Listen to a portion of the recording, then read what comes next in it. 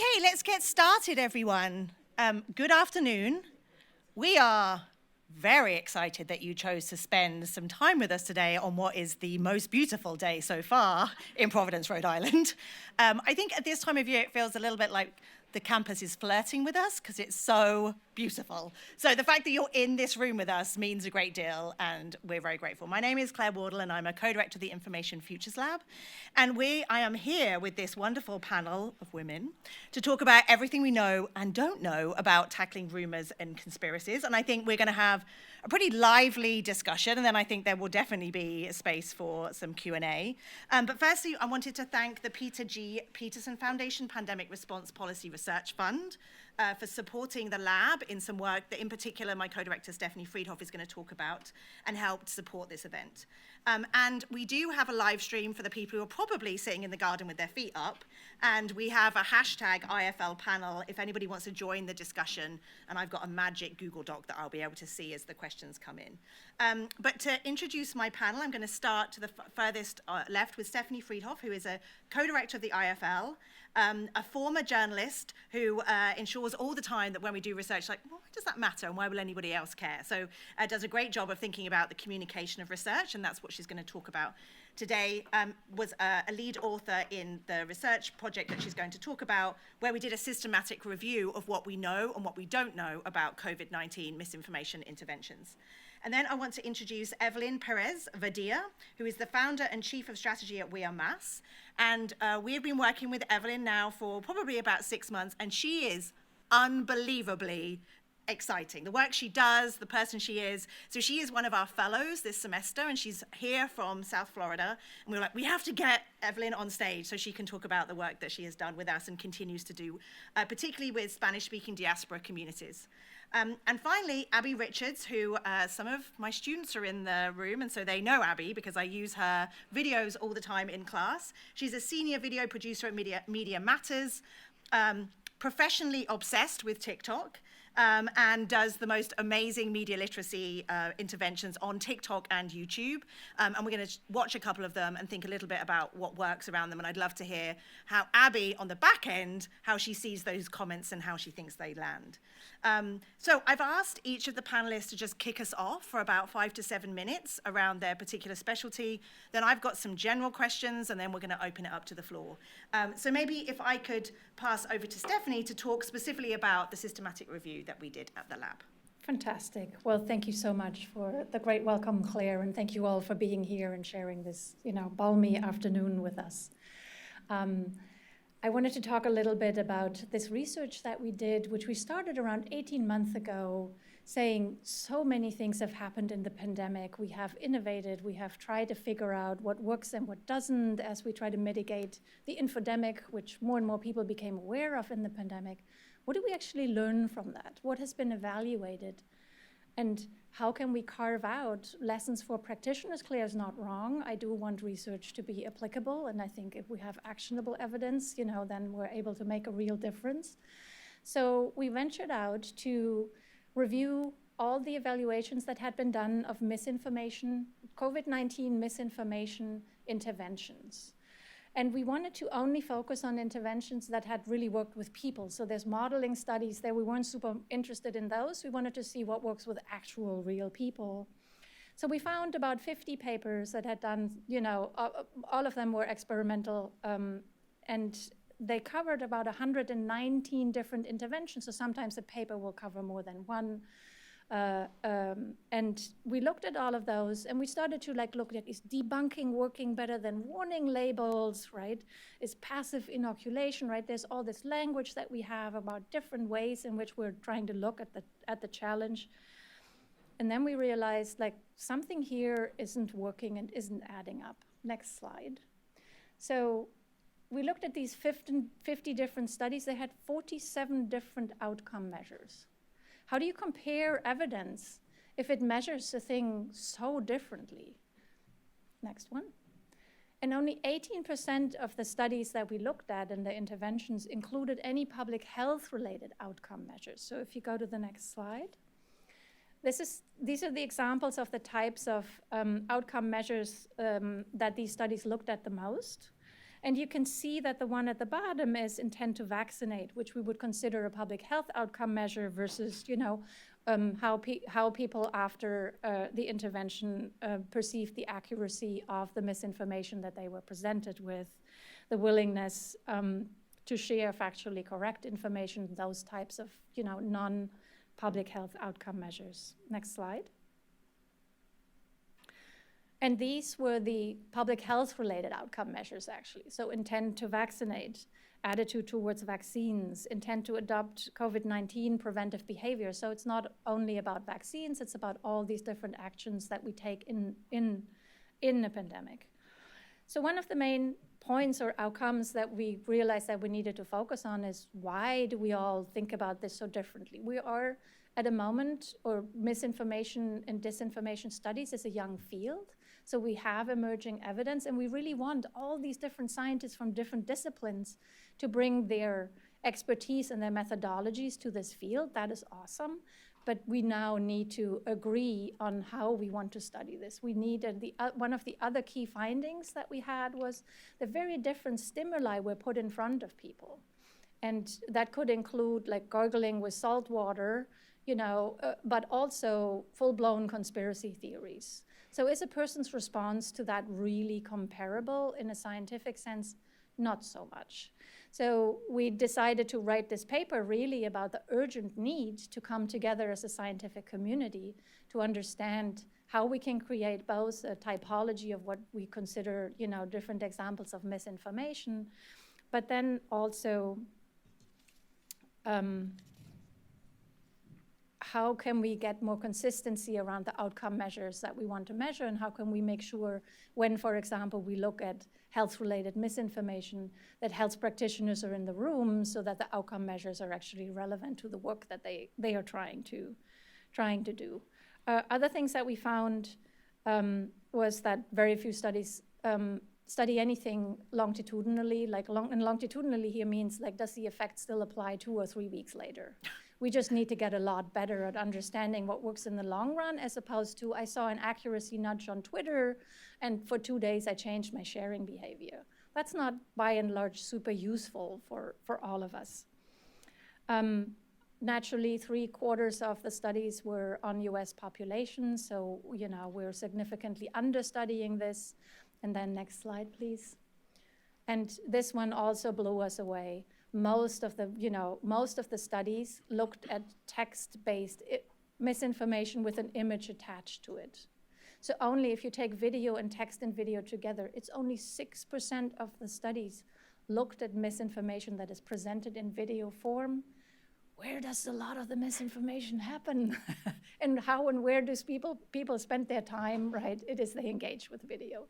So again, sometimes this happens when a new field emerges, we study what we can at the time, but it's not really yet where the challenges are, and that is where we need to bring the field. We need to bring it to where the challenges are. Mm-hmm. So we wanted to start this, our conversation today with this little report back, because you see all these stories about what works, and here's another thing that works. We need to think about this as an emerging science, right? There are things we know about diets or so, or vitamins, right, that are pretty established. This science is not yet established, and one specific study looking at one specific aspect of this is contributing to a body of evidence.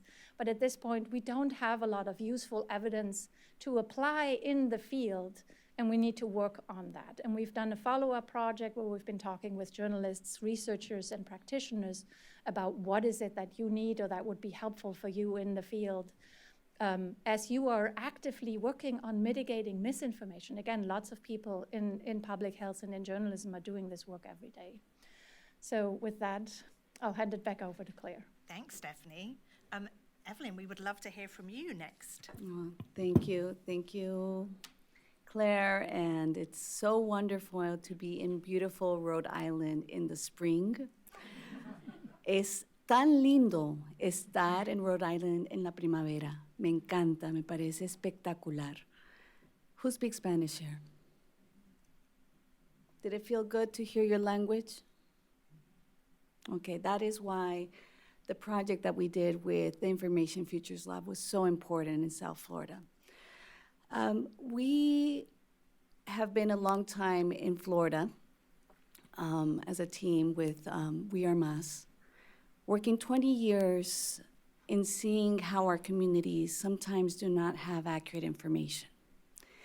And when we see this, it's very interesting because we have spent many years answering questions from researchers, answering questions from journalists, anything that they're seeing. They always want to know what's happening. But when it really came to really doing something about it, taking action, it was almost like it always had to come from our own pockets.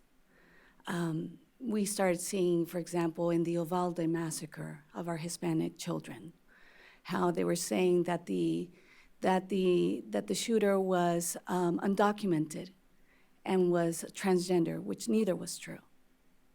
And we were getting from our own pockets to do podcasts, to show videos, and explaining this to the Hispanic community so that these communities did not become a target.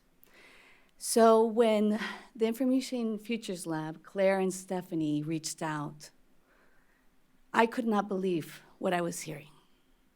I could not believe that we were actually going to go into the communities and find 25 circles of trust in the communities. Now, when we talk about this, we're talking about people from all political ideologies.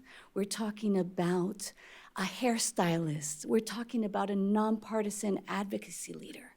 We're talking about all these very important people that have all these WhatsApp groups of friends and family, of people who are questioning the mis and disinformation that they're seeing. And we were able, if we could go to the next slide, we were able to sit down with them, with these information navigators, for 6 weeks. And we asked them in English and in Spanish, everything we did. If you're gonna, talk the talk, you must walk the walk, right? So we did everything in Spanish. We had 2 WhatsApp groups, one in Spanish, one in English. We asked them what they preferred. Some said, I would prefer both. And we just asked them, what questions are you hearing people ask regarding their health and safety? What other topics are you hearing people ask questions about? What rumors are people sharing? But then we asked, what rumors are people sharing about other topics? And what we received back was so powerful because it was all about different things that our institutions, our nonprofits, many people who have the funds to do this should be answering in different languages. Where can I get affordable health care? Many things. But what was very fascinating was that it was very connected to also interdomestic policy, which means international and domestic policy, issues that were happening to their families at home, and how concerned they were in South Florida about that. Next, please. So what did we do, which was amazing work that took a large team of people just very interested in seeing what was out there, what were their concerns. And, it was from like, how can I afford groceries?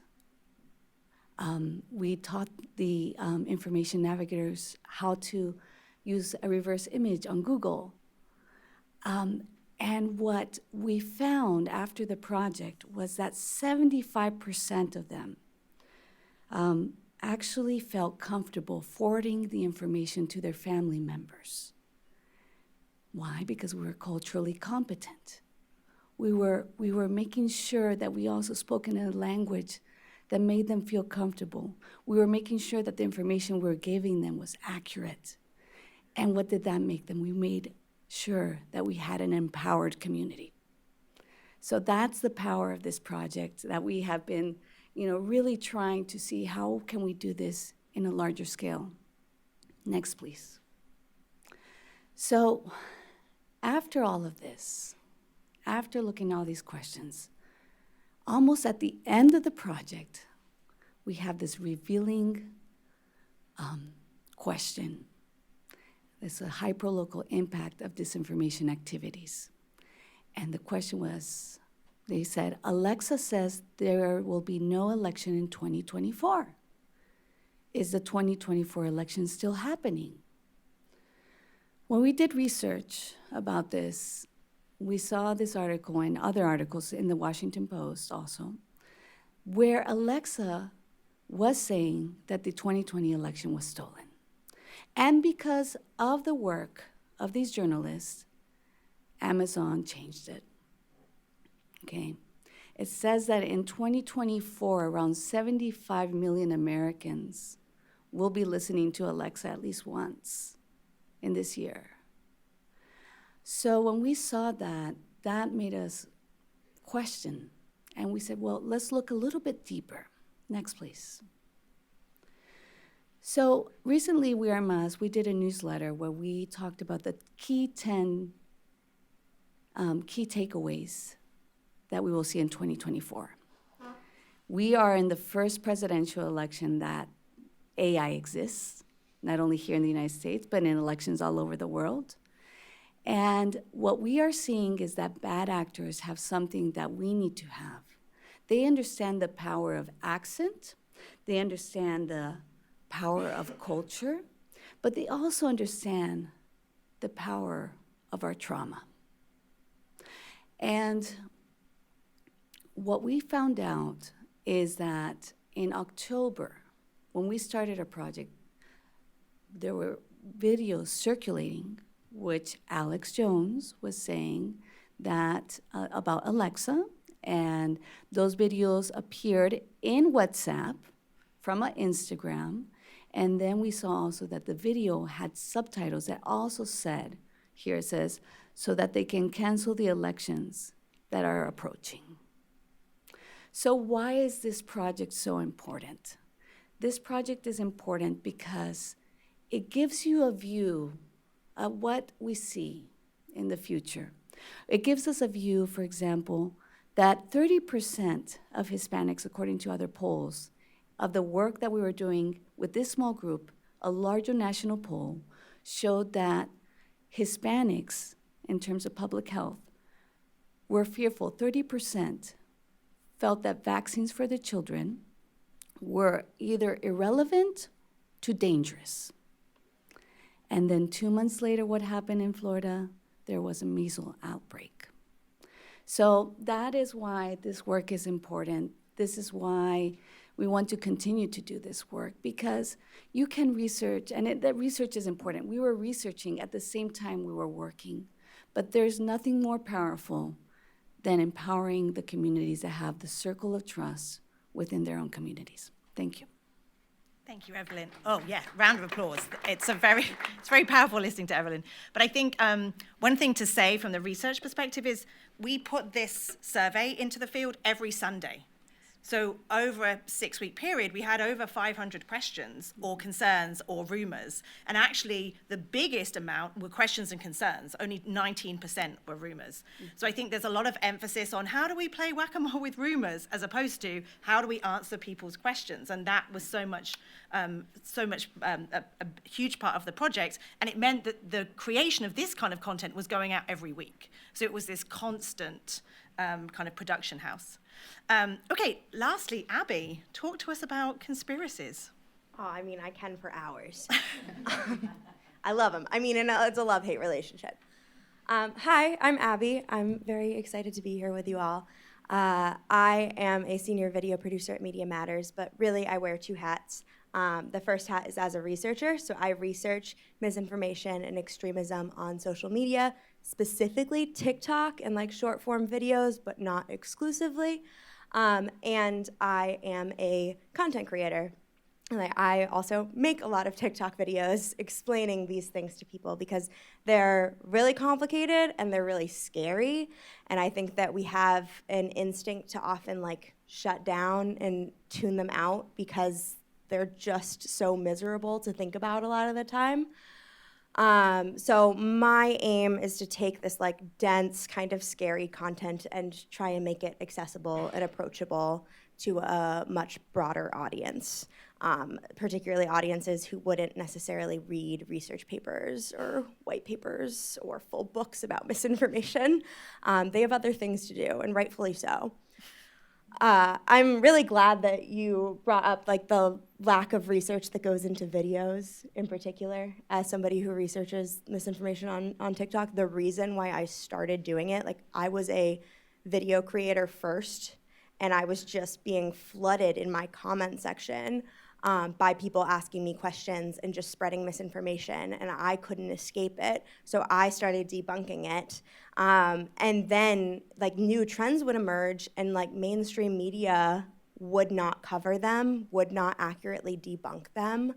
There ended up being in April of 2021, there was this like massive hoax on TikTok called National Rape Day.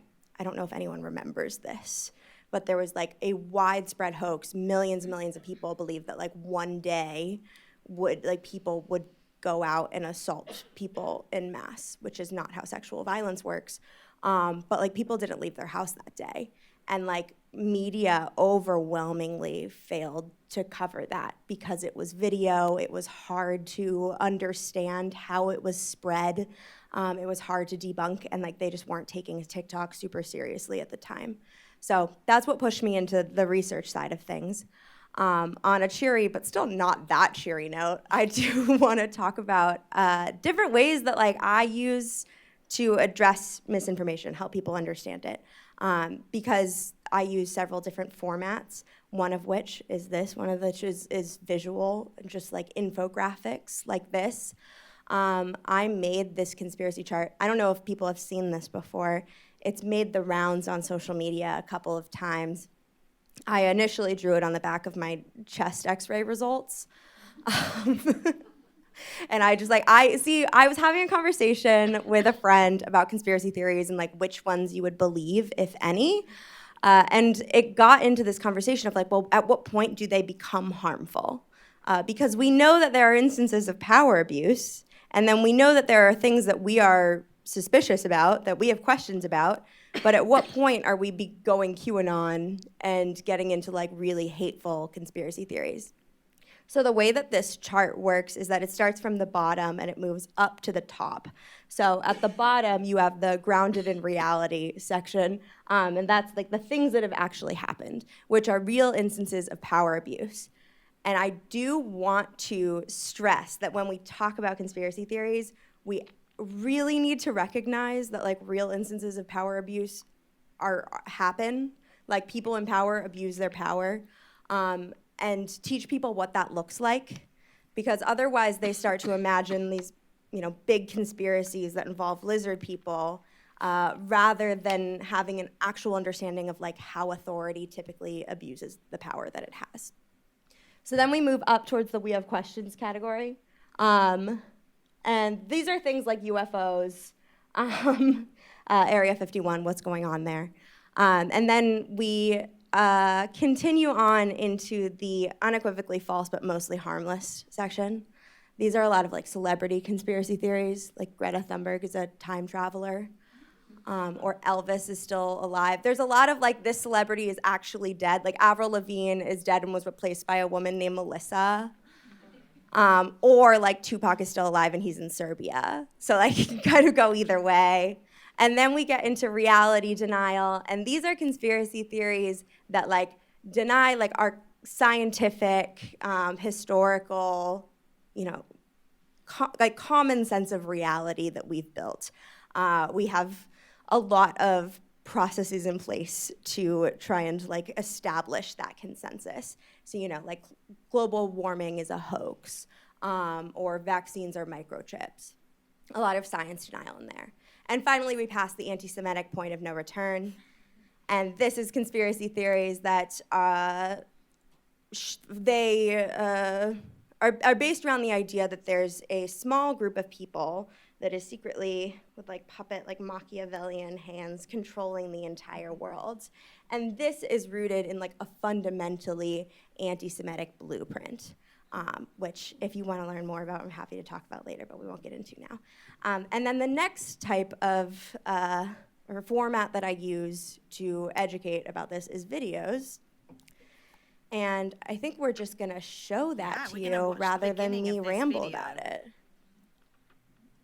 Theories and misinformation on TikTok, and recently I've been seeing all these conspiracy theory videos that all kind of look and sound the same. Scientists just found a dragon frozen in ice. Scientists captured the Wendigo and tried to keep it a secret. We are all probably gonna die in the next few years. There's this asteroid that is on a collision course with Earth. Pull it up, Jamie. These conspiracy theory videos all have like the same vibe. Weird bad art, unnatural writing, aggressively over-edited transitions, and they're all coming from like faceless, totally anonymous accounts. The United States captured a vampire and tried to keep it a secret. A scientist just got caught hiding the last saber-toothed tiger. The United States just caught King Kong on camera. They even have them in Spanish. Estados Unidos acaba de ser atrapado escondiendo el kraken. If you lived through 2023, you can probably recognize that these conspiracy theory videos are AI generated. That's not really Joe Rogan narrating these videos. That's AI Joe Rogan. You can get to say pretty much anything you want. I platform transphobes because it financially benefits me to fearmonger to my audience. Joe, that's crazy. And these videos are going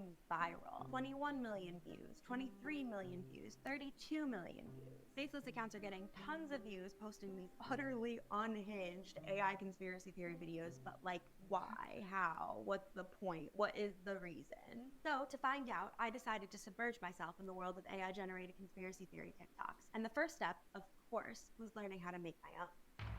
How to make your own conspiracy theory TikTok Hail Hydra. There's clearly a formula to making viral AI conspiracy theory content, and thankfully there are a bunch of handy-dandy YouTube tutorials that lay out that formula step by step. This one's called How to Create Viral Conspiracy Theory Videos. This viral niche is getting creators tens of millions of views, and yet it is still not saturated. Honestly, thank you, Joe. You're making my job so much easier. Let's cut the shit, right? That's what we're gonna look like. Oh, not that Joe. This guy's name is also Joe, but as far as I'm concerned, they're all Joes. So what's step one? Step one, make something up. So the first thing you're going to need to do is to state something outrageous. So my hook is going to go something like this. The Egyptian government just showed proof that aliens built the pyramids. The theory of evolution is ridiculous. Lizard people are indeed real and control everything. Gravity doesn't exist.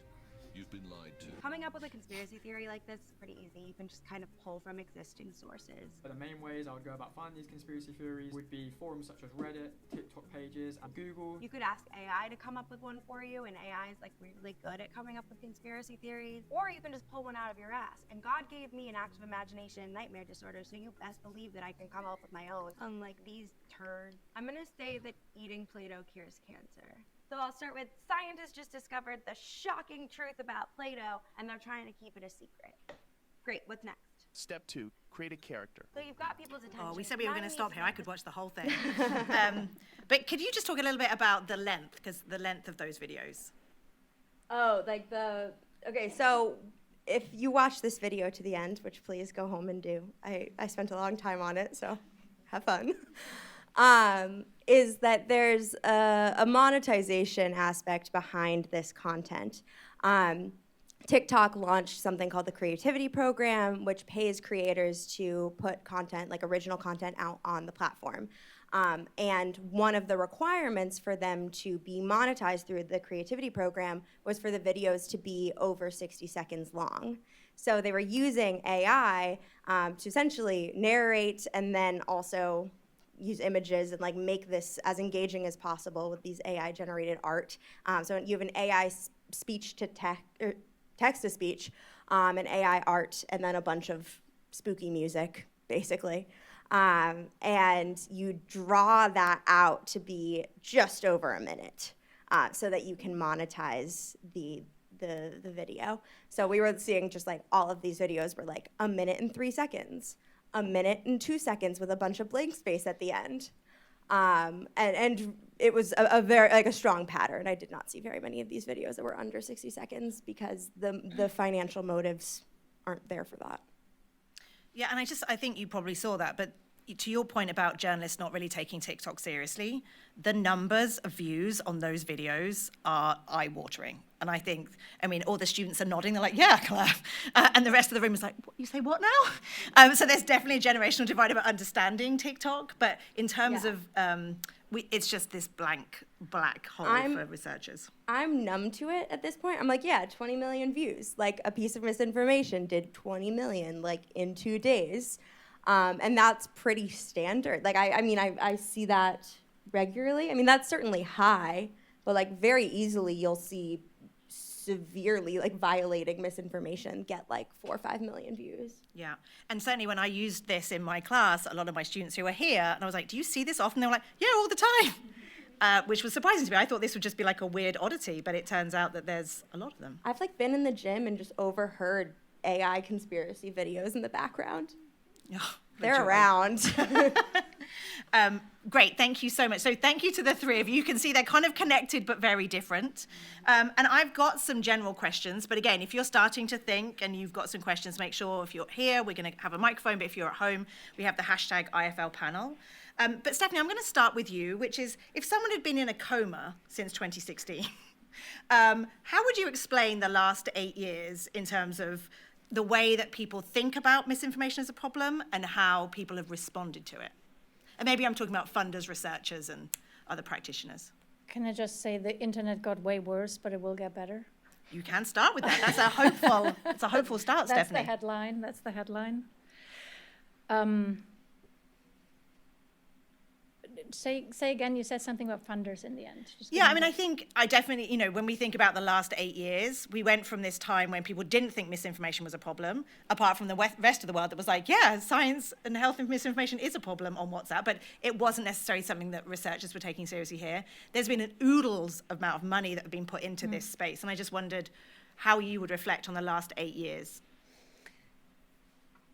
Yeah, I remember there was a convening in London, the Truth and Trust conference in 2018, and everybody was excited about health misinformation because it's not political. You know, it was so great after the 2016 election and other elections in other countries that, hey, we could focus on this health misinformation thing because, it's so neutral, like there's no politics involved here. And I think what that speaks to is that we looked at it from the wrong side, right? Because if you understand misinformation, then it is about politics, it is about drawing people in, it is about, moving people to your side, it is about monetization, and wherever you can do that, right, you do that. It doesn't actually matter what the topic is. And when you have a world-changing public health emergency, then health is a great topic to use all the tactic and tools in this space. I agree with you that that led to this massive influx of interest and people realizing, oh, we need to do something here. The big challenge is that, and that's something we talk about a lot at the lab, is that it is so over-focused on misinformation and not on the larger elements of this information crisis that we're in. So I actually moved to this country to cover the earlier parts of this technological revolution that we're in for European newspapers and magazines. And I was recently reminded of this. It was when video games were going to kill children or children were going to become violent, right? So at a time when we had rapid technological change and a different engaging storytelling tool at the time also that the internet was born, there were two frames of reference. And in Europe, which often has a precautionary principle, it has a way of looking at things from the perspective of, what could be the harm that's generated here. And the US has a tendency towards, it's going to be awesome, right? The internet is going to liberate everybody. So this is not about who is right or wrong, but it is about the bias with which we start to tackle these types of questions. And we're seeing a bit of a flip in that the Europe right now is valued as a system of countries that is trying to bring regulation, that is trying to regulate the internet. However, it's complicated, right? That is not an easy answer. And while you can make a law like implementing the law, for example, around what is and isn't misinformation, right, it becomes really, really hard. So long frame of which is to say, we need to understand that the revolution is bigger than what we see on the surface, which is the conspiracy theories. And I'll end with a little story. I often talk about my children. One of them is a 16-year-old, and he walked up to the table one day and said, oh, Mom, do you know about the Rothschilds, right? I can't even say this right in English, right, with my German accent. But I'm like, sure, I've biked along the coast of France. I've seen the villa, I know. And he's like, no, right? And if, I don't know if you know or not, but part of this bigger anti-Semitic, like the world is ruled by whatever, right? The Rothschilds are playing a major role in world domination. And this is a big conspiracy thing. But obviously, and you talked about the students and the generational shift here, but entire generations are starting to learn about the world through these types of frameworks. So the conversations that we had, my response was not conspiracy theories are gonna mess up my son. We had a conversation about it. Mm-hmm. And we thought it was pretty funny, right? To start looking at those things. And I wonder actually, Abby, I'm sorry, I'm gonna shift tables here, but I would love to know from you what you think about the entertainment value of all of this. And we need to do the science of how many people are actually taking this seriously and how many people are actually having just fun with it, right? Is this the National Enquirer version of how we engage with emotionalizing but crap content? I like that question so much because it's really interesting, and I get asked it quite a bit with are these conspiracy theories like the U.S. trapped a vampire and they're keeping it a secret? That's not harming anyone in the same way that these anti-Semitic ones are. And what if they're just fun? I don't necessarily have a perfect answer for how each person should or should not engage with that content. What I'm more concerned with is the platforms are incentivizing the flooding the feeds with really low quality information that's easy to just crank out. That's why it's the AI generated stuff, and that's why it's often conspiracy theories, is that it's not hard to just create that content. It's much, much easier to pull a conspiracy theory off Reddit, turn it into a TikTok video with some interesting editing, throw it up online with a spooky video or spooky sound underneath it, than it is to go do research and write a script and then sit and perform it and edit it and get that high quality information out there. So in general, with how you interact with a single one of these, I think you can do it in some way that's maybe fun. I would recommend sports or something maybe else.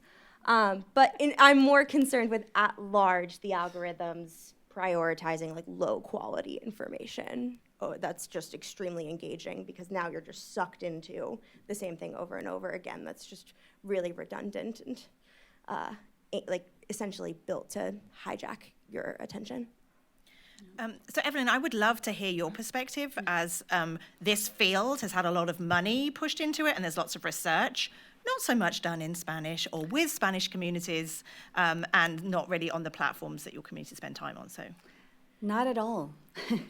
Not at all. And it's really fascinating hearing Stephanie and Abby because all I could think about while I heard you speak was being in times between 2016, 2018, where we saw mis and disinformation, but we really didn't have a name for it yet. It was this person is lying, or, we were concerned. And, seeing, individuals or public leaders being called socialists and communists that I knew they weren't because I come from Latin America and I really know how socialists and communists look like. But it really was a point. If I think about 2016 to now, Claire, I think that one of the things that I really think that we saw then was many people just saying, just laugh it off. Just laugh it off. We're going to laugh this off. And it really isn't funny anymore, right? It really isn't. And I think that when we see this, especially with the Hispanic and Spanish-speaking communities, and not just the Hispanic communities, just all communities, we have to be there in a level of empathy, right? I just came back from Bolivia, where I was invited as a U.S. speaker to talk to different journalists that are going through the same thing there. And there are fact checkers in Bolivia, right, that saw in terms of communities in rural areas and indigenous communities that were not getting vaccinated. And they figured out it was because they were receiving a video that said that if you were vaccinated, you were going to be converted into a werewolf. And a lot of people thought that was funny. But for these communities, it was very serious. And these fact checkers said, should we research this? Should we send something out? What if they laugh about us? And they said, we have to do it. They did it. It was a video that actually was a long time ago from Hollywood in California. And once they placed this information out, and there was a collaboration of journalists making sure that these communities received this, along with nonpartisan organizations, the increase of vaccinations happened in those communities. So we are to the point that we're in 2024, and we can no longer laugh this off.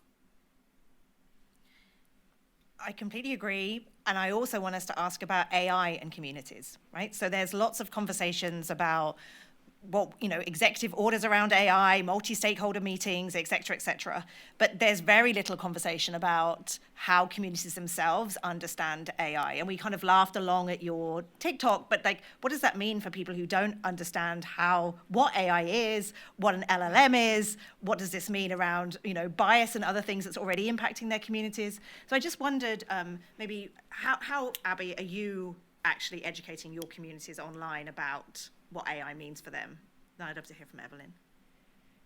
I'm very much one project at a time, showing them what it is. I view AI and communicating about it very similarly to teaching people about how to navigate misinformation at large.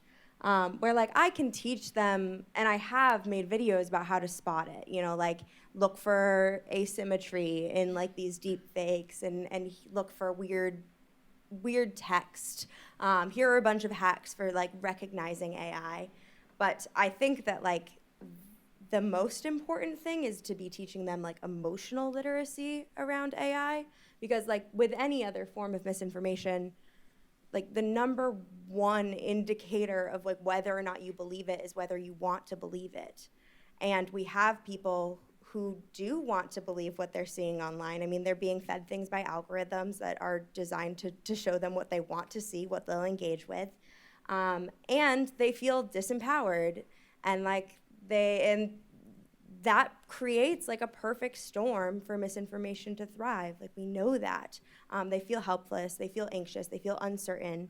It makes it really easy to gravitate towards misinformation. So I think that emotional literacy when we're interacting with AI is at least what I'm focusing on right now.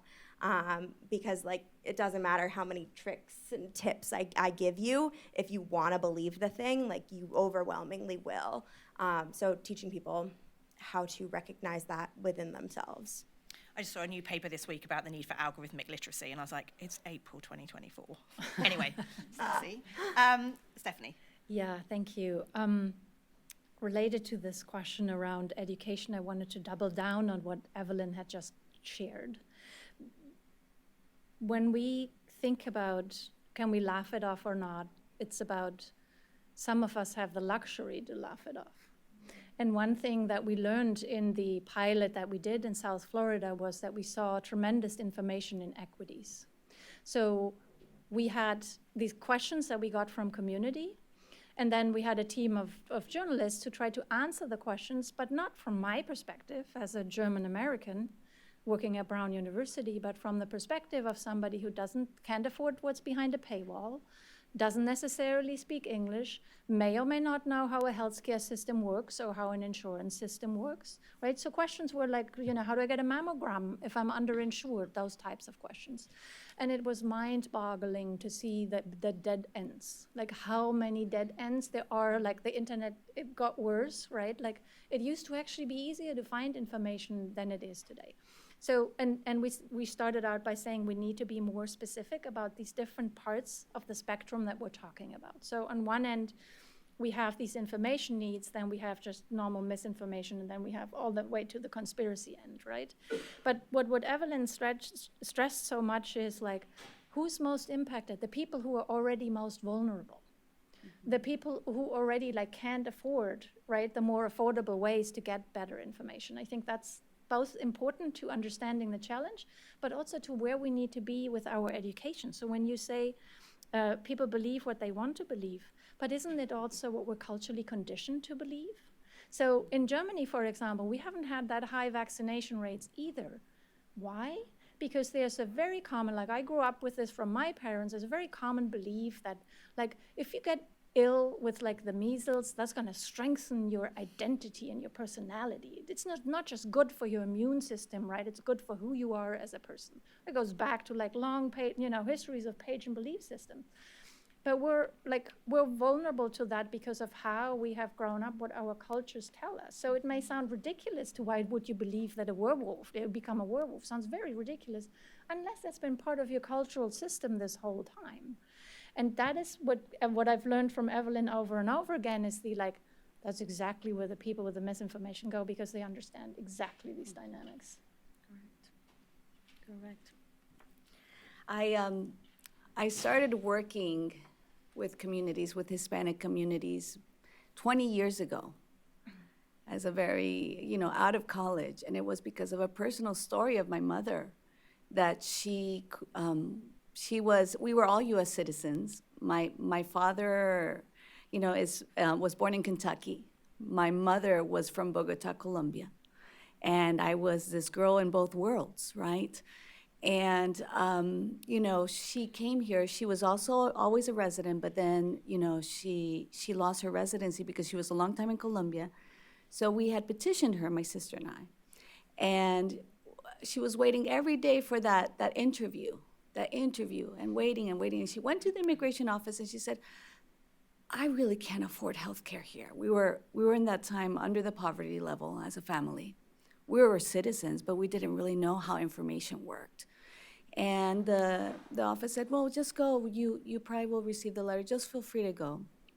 And then we got a letter 2 weeks later saying that my mom had been here undocumented for 2 months. I had not seen my mother for 4 years. I only could send her $200 a month, working paycheck to paycheck. And I just became a person that said, this cannot happen to any more people. This cannot happen where we have, the country, this nation of the American dream, right? And as citizens, I don't know how to help my own mother. And then I worked for a congressman, and I found out that there was actually free help, that people could go and that our taxes paid for this. And I felt that it was very important for all communities to understand, not just Hispanic, but just in general, all communities to understand what services our taxes give us. And so that's where the focus started. And I think it's really important to talk about that because I think that from this work, where we're at now, 2024, this cannot be done unless we have collaboration from institutions, from governmental entities, from nonprofits, and most important, from the community leaders who can share accurate information with their communities.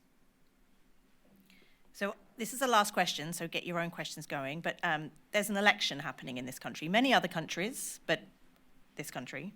I'm going to give you each $100 million. What are you going to do with that $100 million to safeguard the electoral process? So nothing to do with party politics. This is just the process of democracy. Evelyn, I'm giving it to you first. Well, as we see a lot of mis and disinformation, one thing that I think is very important is that we need to also educate governmental entities, organizations, to understand that as a nation of immigrants, people who are here from different countries that are being targeted with mis and disinformation, these actors know, remember how we talked about fear? The fears of what we left, the intergenerational trauma, that it's not only the Cubans that came here in the 60s that are fear of communism, but it's their children that are told these stories and their grandchildren. And I think it's really important that when we create messaging, when organizations create messaging, that they understand that different communities see different words and symbols based on the cultural sensitivities of their country. So they see I'll give different examples. Right now, both political parties here in the United States, for example, use the raised fist in the air. That is something that has a very important meaning here in the United States. And culturally, here in the United States, it has a history. In Latin America, the raised fist in the air was used by dictators like Fidel Castro, Hugo Chavez, and others. And so people who leave those countries see individuals using those symbols, and immediately, without knowing the individual, connects them to these dictatorships. It's very fascinating. Recently, The Economist wrote a story about why progressives are sad in America, talking about conservatives and progressives. And I was looking at this, but The Economist that everyone reads all over the world, right? My father-in-law reads it in Mexico City. And, you know, in Latin America, there's actually an ad that was done in 2020 connecting a presidential candidate because of the word. And then they placed just images of all these dictators using the word progressive, progresista. Progresista in Latin America is used more about the far left.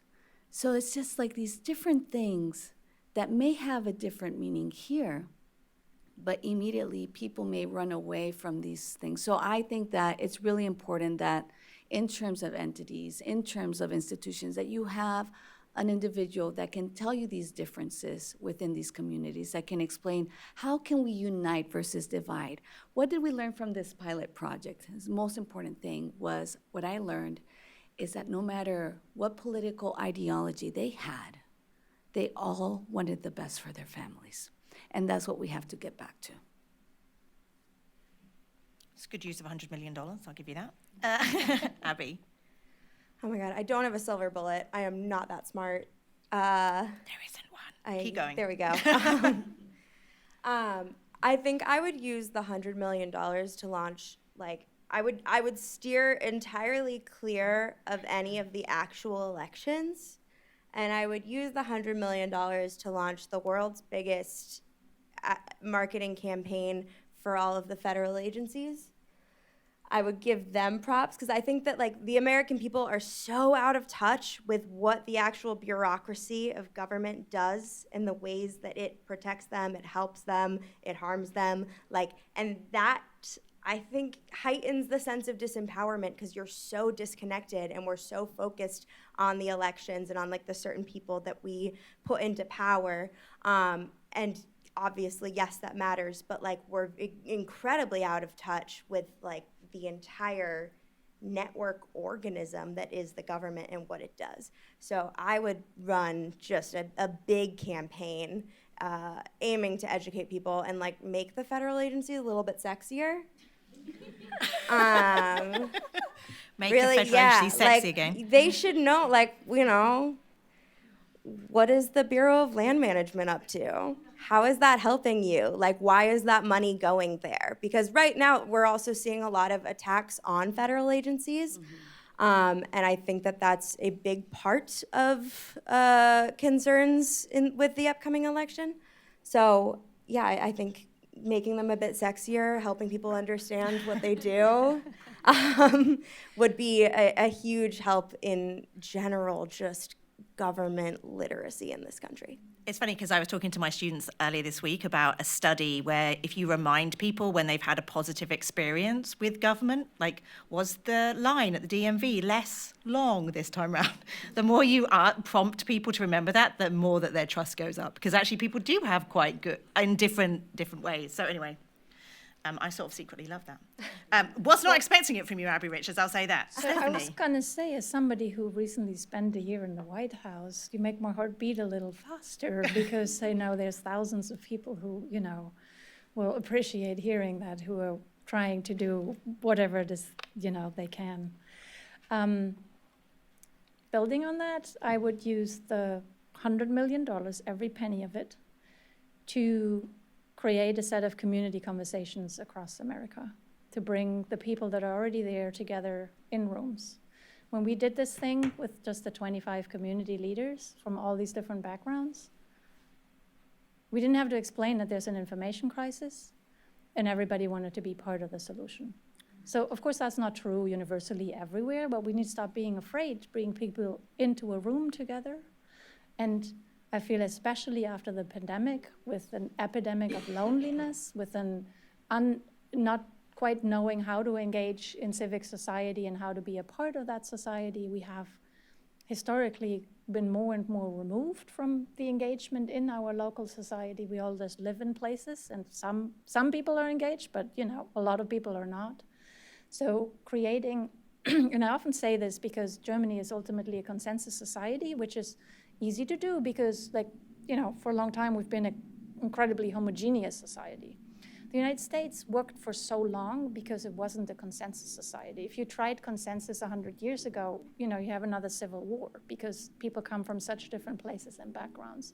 But at this point, to me, the US is at a turning point where the question is, can we create more at the local level conversation about our values, about what brings us together, about what we want to see in our future? Because part of what makes all this misinformation so depressing is it has no alternative vision. It's just creating chaos. It is not suggesting what it is that we want to see. So how can we involve people in conversations about what it is that we want to see? And totally unrelated to the election. Agreed. I might find another 100 million down the back of the sofa. Thank you for that. Yeah, and that was really interesting. I mean, for all of the it's really bad. When you start saying to people what should we do? We should come up with some more creative. Do you have another idea, Abby? Or are you just nodding? Oh, I'm just nodding. Okay. I like the community conversations. Yeah. I know that there have been initiatives that do it and they go really well, but scaling that. Yeah, and that's what often people say, and I don't think there's any funders in the room, but if they were, they'd probably be like, yeah, that sounds great, Stephanie, but how do we fund that? Can't we just tweak the Facebook algorithm? One of the reasons we're in this mess is for 8 years there's been this sense that the platforms should solve it, and I think many of us understand that they got us in this mess to a certain degree and should play a role, but to me, platform-only responses, that's not enough. But also, sorry. Go ahead. Social media responses, I get asked that a lot of can we just run the right social media campaign and get enough influencers to say X, Y, Z? And no, of course not. They'll reach certain audiences, but that doesn't reach enough people or have the impact that we want it to, and also is just fundamentally such a Band-Aid solution. I was just going to add the conversation that Claire and I have all the time, which is when people ask about scaling, they think you're trying to build a whole new other thing. But people are already here in community, right? So bring together the people that work on information with the community health workers, with other parts of the local ecosystem so they can work on this together. And if I could add also the power of friends and family in our community, right? Yes, you can have an influencer, yes, you can, but there's nothing more powerful than someone you trust and close to you that cares about you. Okay, does anybody have a question or a comment, because we are in academia? Yes, would you mind coming to, sorry, because we're live streaming, so people want to hear.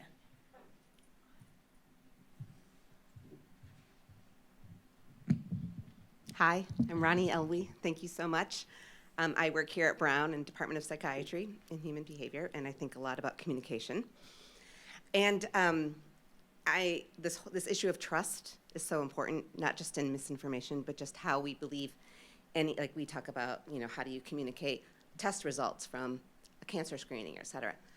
And with Stephanie and Claire's project, I'm really struck that there wasn't really anything that people were measuring related to trust. There was stuff around willingness to share information, whether it's factual information or misinformation, but that's the closest I can see about trust is maybe the willingness to share. So part of this question is, what kind of measures actually need to be developed? And are we trying to get a proxy measure of trust? Because it's very hard to measure trust. And the second thing is, you need these measures, these outcome measures soon. If tomorrow the NIH said, we're going to start funding, this is a really big priority, we're going to start funding measurement studies in this space, does that actually help you? Because you're not going to see that data for 4 or 5 years. Okay. Thank you, Ronnie, for asking the easy question. You all should know that Ronnie Elby is an amazing researcher, has done tremendous work, especially with veterans in this pandemic, building trust. This is a core post-pandemic question. We have outdated trust measures. A lot of the studies that you see that say 38 country comparison, like trust is one of the key drivers, is based on two questions. And if you look at those questions today, which were developed in the 70s, you're like, do they really measure trust? Not so sure. So as a field, and I see Steve here and others, there's a lot of thinking going on right now with respect to how do we measure trust. I am supporting a group right now, for example, of people who are evaluating vaccine equity work. So those are folks at the CDC and other agencies, but also at other universities and in think tanks and organizations, because trust has emerged as a key driver of what made equity work effective in the pandemic. But that is anecdotal evidence, because currently we know this through stories, because we don't have really good tools to measure that, and because it is too many variables in the system type of problem. So filtering out at the ground level, how do you measure trust? And what drove the trust, given all the components of these interventions, is really, really hard. So I don't have an answer other than this is obviously an important focus area that I'm hopeful is getting a lot more attention now. I mean, just for Evelyn, as somebody who works deep in community, I mean, you hear that question, how much do you feel like we need those measures on some of the evaluation work that we did, which was, a little bit at the end of a quick pilot project, but how do you think about measuring trust in your communities? Well, I think about the funding we had. And then when you ask the $100 million question, I imagine, I always tell people it's never for a lack of ideas, folks. It's never for a lack of ideas of what you can do and how you can connect, especially when you reach the individuals who have those connections and who have shown to these communities that they have been there for them, that they're honest. All of that matters right now. And the way you see it is just like these entities that are using and know exactly how, it's just like when I started with Spanish, right? I'm intentionally ensuring that people in this room feel seen, right? I'm making sure you feel seen, that we're not invisible. And I think that that's part of it, is people want information. People are hungry for information. But when these voids are filled with this inaccurate content, which all the journalists always go, well, who is it from? Where is it from? That's also, we have different things that we have seen of where it's coming from, but, it depends on the target and what they want to achieve, right? So I think that when you have it balanced out with information where people feel empowered, saying, okay, now I can tell my abuelita, my grandma, on WhatsApp that there are actually not microchips in vaccines, which one thing that we saw in this project, we actually worked with an expert with Fact Chequeado, Tamoa, who is working on some national things with other organizations. And she was amazed. She's like, this is a story from 2020. I can't believe people still believe this. So what did the collaboration do? Fact Chequeado updated the story and said, by the way, we see that this story has come up again. Let me tell you what this is in regard, and let me share with you how this is not true. So collaboration, I think we would see a big difference. And also, how do we measure trust against distrust, right? There was a moment in the project where we were struggling to find good links, and one of us found a UN link, and Evelyn was like, oh no, we don't trust the UN, right? So thinking about trust and distrust and how the two work together. I feel like somebody else must have a question. Oh, yes. Probably a purposefully naive question, but what are the motivations of the folks who create and purvey the misinformation? What's the driver for them? Abby Richards got your name all over it. Right, so when we're talking about misinformation, it's kind of sorted into two categories. You have misinformation, disinformation, and the difference between the two is intent. So disinformation is intentionally false information that is like created with the intent to mislead. Misinformation is just false information umbrella term. So a lot of misinformation is created from well-meaning people who are just sharing information that's false. Disinformation, I mean, there are lots of different motives that people have. You have political motives, you have your own ego, right? Building out a massive YouTube channel so that people listen to you. But fundamentally, I think at the root of it, 9 out of 10 times it's profit. And then we amplify that by putting it into these algorithms that are designed to keep you online, looking at them for as long as possible so that you can consume as many ads as possible. So that content that is designed for profit, to spread lies for whichever profit, then also performs well because it tends to be profitable for those platforms. And I think that, I mean, misinformation is such an interesting, crisis that we're in, and part of like the larger information crisis. And I don't think that we can really talk about it without applying the lens of like living in a capitalist society. Like we live in a polluted information environment, much in the same way that we live in a polluted physical environment. And that's not the result of like an otherwise functional system that is, has a small fluke that needs to be fixed. Like it is the outcome of the system functioning exactly as it was intended. I would like to add that, also there's a big piece about weakening democratic institutions globally, right?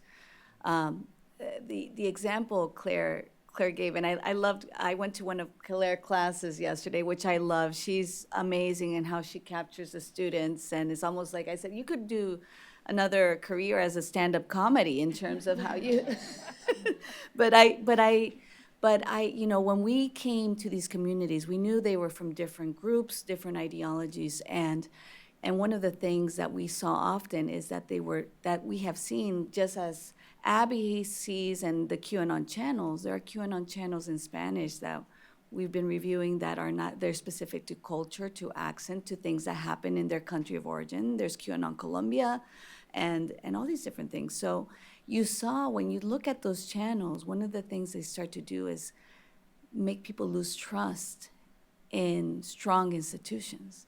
And one of the ones that are in those QAnon channels is the United Nations.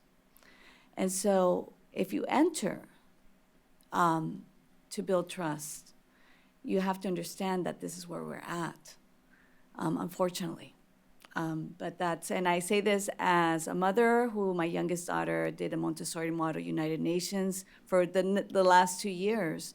But when you go in, you have to understand that immediately they can probably say, okay, I don't know about this, just because of where we're at right now. That's why it drives me so crazy when the platforms, like when you search, like their Band-Aid solution to when you search a term that is possibly related to misinformation is to often redirect you to an authoritative source. So like you'll search climate change and it'll direct you to UN Committee on Climate Change page. And like that's not where anyone's gonna go for their climate change information, especially people who feel completely unseen by the UN and don't trust it. Like why would we be directing people there? I just like to say the UN does good work, but they do, but they don't. No, they don't but do I think great that social question. media No, content. no, exactly, and I think that question of not understanding the way it's perceived, because we go this idea of how institutions are perceived, it's not the same in 2024. Yeah. Steve, do you have you just? Yes. Sure. Yeah. Yes. I actually have a couple of questions. And a comment. No, and a comment, of course.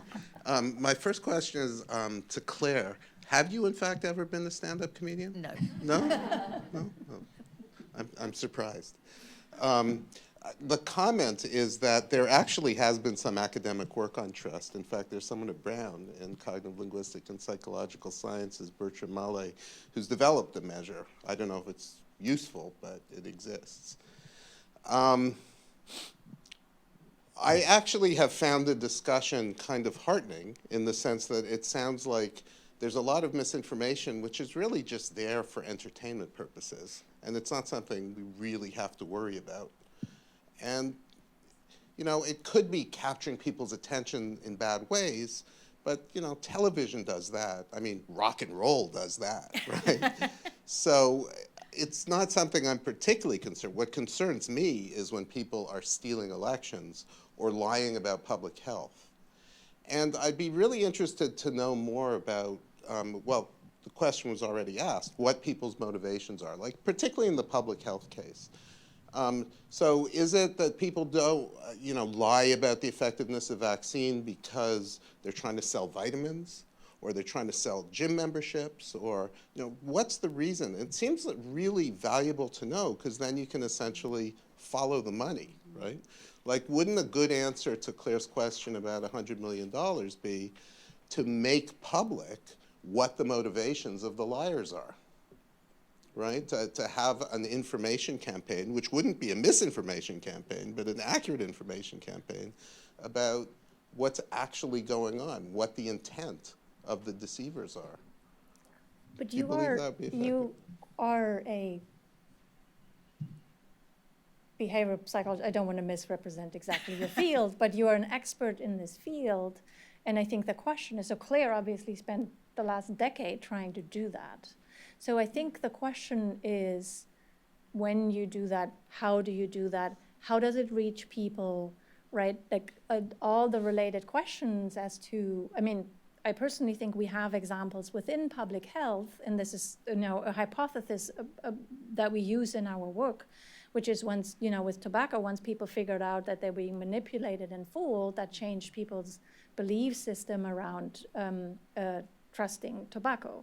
Still a totally different question of getting out of your smoking behavior, right? Those are related but not the same. So I think one key question is that there's an ample body of work that shows the tactics. Like, we know the tactics, and the tactics have been documented, and the tactics have been communicated in all kinds of ways. But like, how do you reach people? And that's actually, you could talk about the SMS course maybe, or other ways in which, you know, there's work done. Yeah, I mean, I think leading up to the election, I think the shift compared to 2020, when there was quite a lot of money that went into debunking initiatives, there's now a lot of work going into kind of earlier up the information supply chain. So things like this called inoculation or pre-bunking, where you teach people the tactics and techniques. So you don't get into this challenges of selection bias or confirmation bias, because you're not saying, oh, you believe this, you're wrong. You're like, did you know that you are being manipulated in this known way? So I think there's a lot more of that, and it's happening at the community level, and I think it's really interesting. So I think to that point, I will say though that I was part of a kind of a journalism hackathon in South America, actually, from the ICFJ, called Disarming Disinfo, and they gave grants to South American journalists to basically trace the money. And it's hard because it goes through dark PR agencies, and we were doing a ton of like records requests and trying to understand. And we also see a lot of connections from the US. So you would see these global movements and money flows happening across the globe. So I think there's absolutely something to how do we do a better job of showcasing that. The problem is it's really expensive, and to try and prove intent when so much of this is dark money flows is actually quite hard. It's quite interesting right now. So since America's frontline doctors first stepped on the steps of Congress. Can you explain who they are, Stephanie? Sorry, so America's frontline doctors was a phenomenon in the pandemic. I don't know a better word for it, right? Coming to speak out against vaccines. So, you know, they wore white coats, they had their stethoscopes around their necks. People questioned how many of them were actual doctors. One of them is a woman named Dr. Stella Emanuel. You can find her on social media. She runs praying circles. She will pray for your health. She will explain to you why vaccines are the wrong situation. You can pay for televisits if you need help. She also has a variety of products for you that help you build the immunity that you really need, right? So you can see them like actively, you know, engaging in this way, and it's mind-blowing, the engagement that some of these things get on social media. In this case, it's attached to a religious framework, and people who come from but it's it's both religious and some pagan elements, right? So it's for people. But one thing that we see so much is she's engaging, she answers people's questions, she's there when people have questions. So one reason why some of this works is, and we saw this even here in Rhode Island on a number of these, is people feel heard. My medical history is different from anybody else's medical history. How do I know that the vaccine is right for me? I have questions that are 100% related to my unique history. So there's the illusion that the person who's responding to you on social media is giving you actual answers for your specific case and is listening to what you are saying. And that's, it's a grassroots movement. Again, I'm just talking about the vaccine, anti-vaccine circles right now and how that misinformation gets communicated and then absorbed by people who become part of a community. That's the other part of it, right? That you become part of a community and becomes an identity. And the relationships matter more than whatever the factual information has become. So all these different drivers, yes, there's the what motivates people, but then there are all these components to why we're all susceptible to it. Yeah. Oh, Abby. No, I mean, to answer that, first of all, if my AI video communicated that misinformation is just entertainment, my bad. That is not the case. And I think that it's important to acknowledge that it can be two things at once. It can be entertaining, and it often is. It's designed to be entertaining and keep you engaged, and can still do harm. And I think a really good example of that is do you know Russell Brand? Russell Brand was a stand-up comedian, British stand-up comedian. I loved him. I just want everybody to know He went crazy. He was so in 2014, The Guardian called him the best thing that's happened to the left in years. And then now he's full conspiracy, on Rumble, pumping out daily hour and a half making a lot of money streams. And so we did it's a 20-minute video that you can watch that I unpack the whole grift. I explain exactly how and step by step, watching him realize which content is the most profitable for him to be creating. And we see that his conspiracy content consistently gets millions of views, whereas him criticizing capitalism gets 60,000 views. People just they don't gravitate towards it. It's not as entertaining. It's not as interesting. It doesn't give them that immediate outlet of where to direct their anger at in the way that that the conspiracy theory framework does. And so that's there. We have structurally highlighted all of the ways that this is a grift, all of the different sponsorships that he takes, how much money he was likely making from each video. And we've done the same thing, right, with Alex Jones. We know that at a point Alex Jones was making $800,000 a day selling supplements and whatever things for bunkers or whatever you're gonna whatever elixir will fix your health today. And the people that need to hear that, it doesn't, that doesn't tend to speak to them.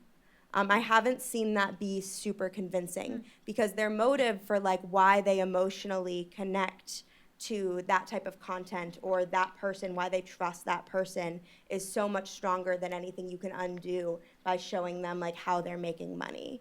Because they would point to you and be well, Big Pharma's making X, Y, Z. They'll just direct that way. So that oftentimes exists there. People have spent a lot of time doing that work and trying to show that, and it's not necessarily a super effective way of getting people to change their mind about something that's fundamentally emotional. I just have to say that in the South Florida Information Project, in the pilot project, we had, university graduate participate, and I thought, a lot of people were encouraged by that, about younger generations working on this. And I really want to congratulate Abby for the work you're doing, because that really is connecting in a different way for people to understand what's happening.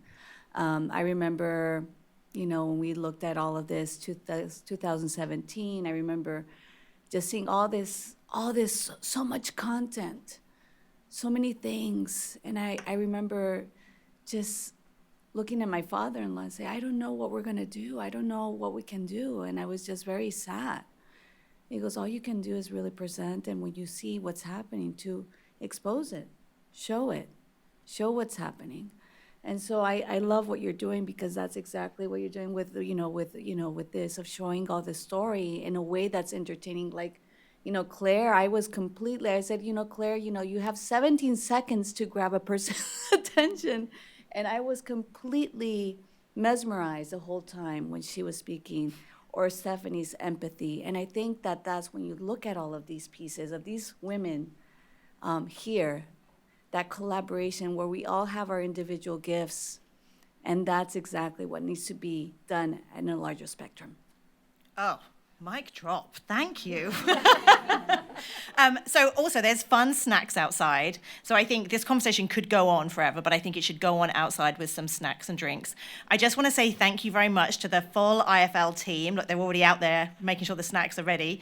But Aisha and Ruth and some of the lab couldn't be here, but particularly Rory, Daisy, and Kung, who were part of the systematic review, and also Samantha Stanley, who was a key part of our Florida project. So thank you to everybody. Thank you to you for coming. And let's continue the conversation outside with snacks. So thank you very much.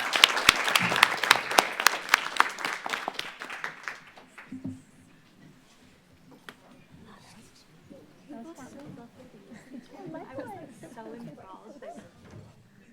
Just like you had